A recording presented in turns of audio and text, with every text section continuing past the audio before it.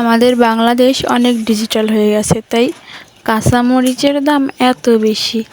তো সালামু আলাইকুম বন্ধুরা, সবাই কেমন আছো? আশা করি সবাই ভালো আছো, আমিও ভালো আছি। আজকে তোমাদের মাঝে আরও একটা নতুন রেসিপি নিয়ে আমি চলে আসলাম। তো আমাদের এদিকে কিন্তু কাঁচামরিচের দাম অনেক বেশি, তো তাই কাঁচামরিচ আমার হাতে আছে, নিজেকে ভাগ্যবান মনে করছি। আমার আজকের রেসিপি পটল, আলু, কাঁঠালের বিচি আর বাগুন দিয়ে পাঙ্গাস মাছ রান্না করা। তো এই যে আমি এখানে তেলের উপরে পটলগুলো আগে থেকে ভেজে নিলাম, কারণ পটলগুলোকে ভেজে রান্না করলে অনেক মজাদার হয় খেতে। তো এখন আমি মশলা কষিয়ে নিচ্ছিলাম।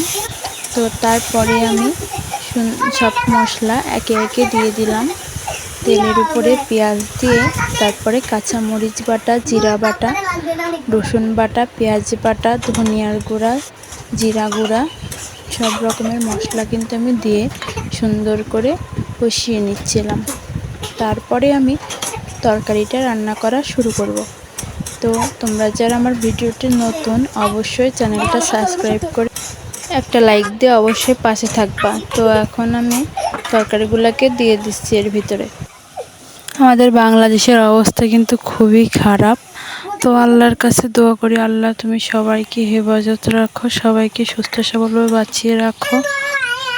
তো আজকের ভিডিওটা এই পর্যন্ত, সবাই সুস্থ থাকবেন। আল্লাহ হাফেজ।